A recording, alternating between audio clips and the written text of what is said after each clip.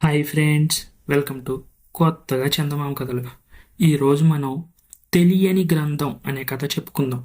అనగనగనగనగా పూర్వకాలంలో ఒకప్పుడు కేరళ రాష్ట్రంలో ఒక బ్రాహ్మణుడు ఉండేవాడు. ఆ బ్రాహ్మణుడు కడు పేదవాడు. అతనికి ఊరు పేరు అంటూ కూడా ఏమీ లేవు.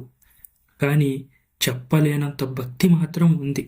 అతను పరమభక్తుడు. విష్ణుమూర్తిని క్రమం తప్పకుండా పూజిస్తాడు. తనకు ఇష్టదైవమైన విష్ణుమూర్తి అనుజ్ఞ ప్రకారం అతను ఒక గ్రంథాన్ని కూడా రచించాడు.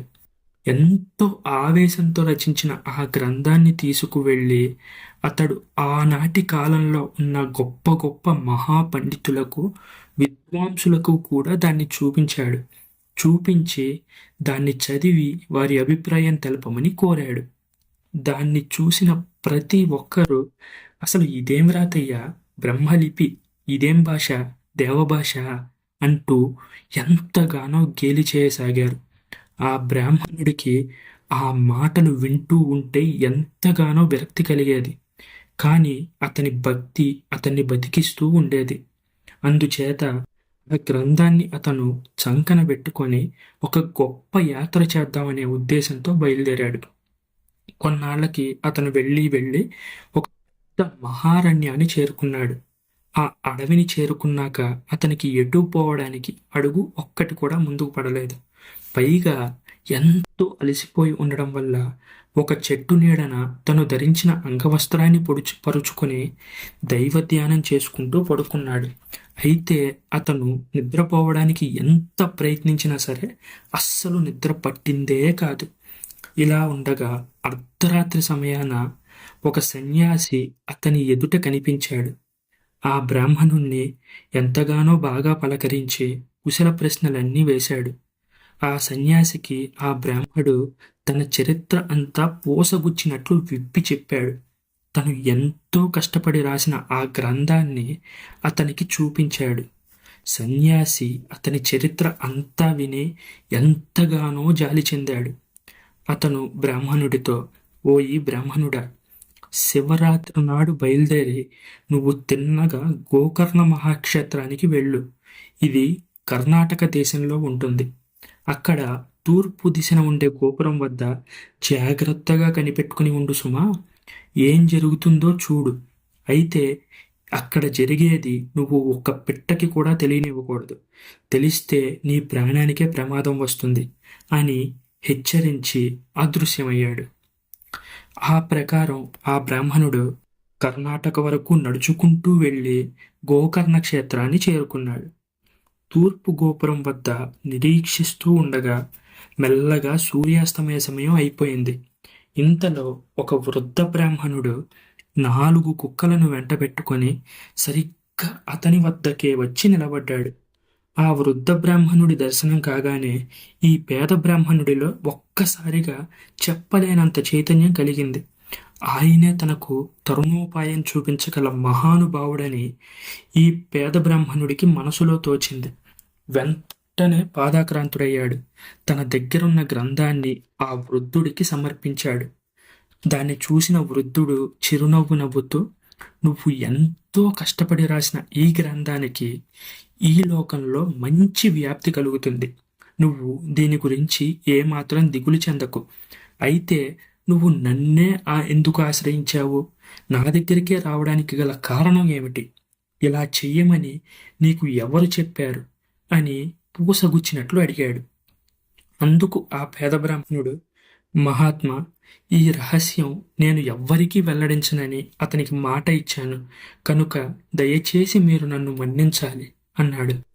వృద్ధుడు బ్రాహ్మణుడి సత్యసంధతకు మెచ్చుకున్నాడు. సరే, అదంతా నాకు తెలుసులే ఏం జరిగిందో. నీకు ఈ సలహా చెప్పిన అతను ఒక గంధర్వుడు. ఇలా దేవరహస్యం వెల్లడించినందుకే అతనికి శాపం తగలనే తగిలింది.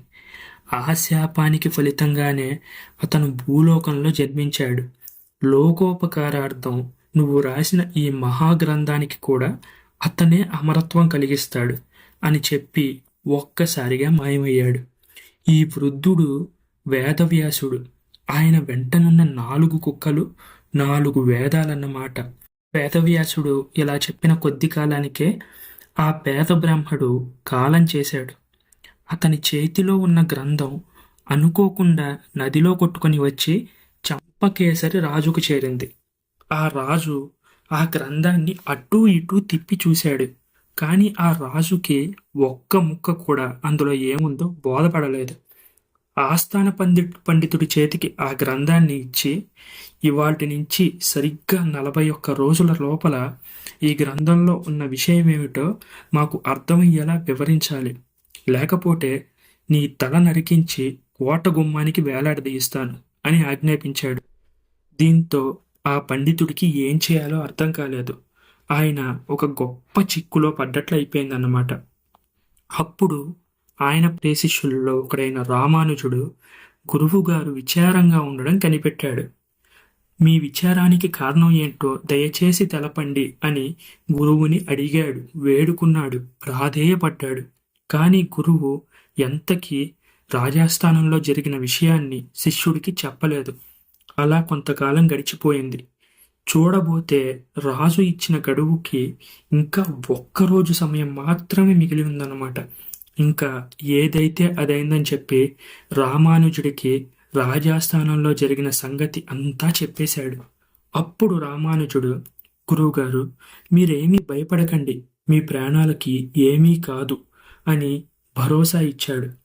శిష్యుని కోరిక ప్రకారం ఆ రాత్రి పూజకు ఏర్పాటు చేశాడు గురువు.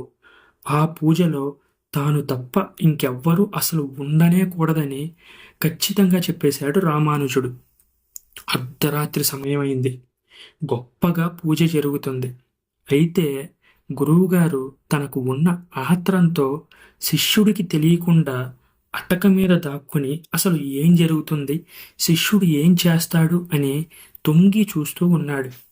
రామానుజుడు చేస్తున్న గొప్ప పూజకు ఫలితంగా 6 దివ్య పురుషులు వచ్చారు. పూజా మందిరంలో కూర్చొని ఒక మహాగ్రంథాన్ని రచిస్తున్నారు. ఈ దృశ్యం చూసి గురువుగారికి ఒక్కసారిగా ఆశ్చర్యం పెరిగిపోయింది. తన ఆశ్చర్యాన్ని, ఆతృతని తట్టుకోలేక అటక మీద నుంచి ఒక్కసారిగా కింద పడ్డాడు. ఆయన అవస్థ చూశాడు శిష్యుడైన రామానుజం. అయ్యో గురువుగారు, మీరు ఎంత పని చేశారు, మీకేమీ కాలేదు కదా, దెబ్బలేమీ తగలలేదు కదా అని నొచ్చుకొని వెంటనే గురువుకి పరిచర్యలు జరిపాడు. ఆయన కాళ్ళకి చేతులకి తగిలిన చిన్న చిన్న దెబ్బలని వెంటనే నయం చేశాడు. రాజు పెట్టిన గడువు దాటకముందే ఆ గ్రంథం ఒక చక్కటి లిపిలో తయారైంది. రాజు పండితుణ్ణి ఎంతగానో మెచ్చుకున్నాడు, ఘనంగా సన్మానించాడు. ఈ మహాగ్రంథమే మలయాళ భాషలో వ్యాప్తి చెందిన ఆధ్యాత్మ రామాయణం. రామానుజుడే ఆ శాపం పొందిన గంధర్వుడు. ఈ కథ మీకు నచ్చినట్లయితే దీన్ని లైక్ చేయండి, మీ ఫ్రెండ్స్ అందరికీ షేర్ చేయండి. అలాగే మన ఛానల్ని సబ్స్క్రైబ్ చేసుకోవడం మాత్రం అస్సలు మర్చిపోకండి. Thank you friends.